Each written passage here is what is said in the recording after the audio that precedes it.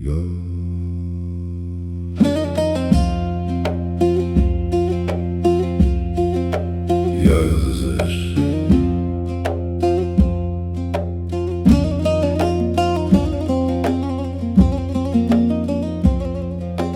Uzaktan bir atlı gelir, toz dumanı yola serer. Hızır mıdır, pirim midir, yoksa dertli bir can mıdır?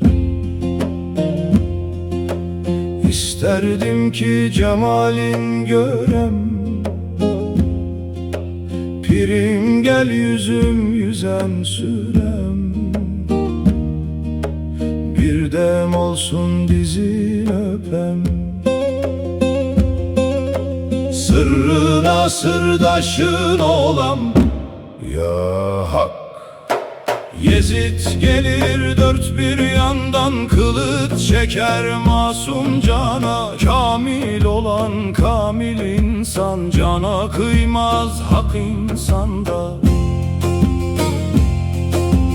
Kırklar aşkı düştü içe, yanar gönül gündüz gece. Bir lokmaya binah düştü, yol görünür ince ince. Nedir felek nedir kader, yazılmış mı böyle keder? Ömür geçti ahuzarda, haktır bize son bir sefer.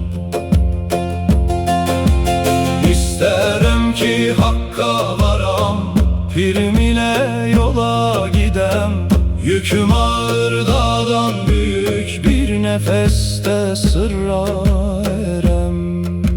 Ya Hızır, ya Hızır sen kimsesizlerin kimsesi.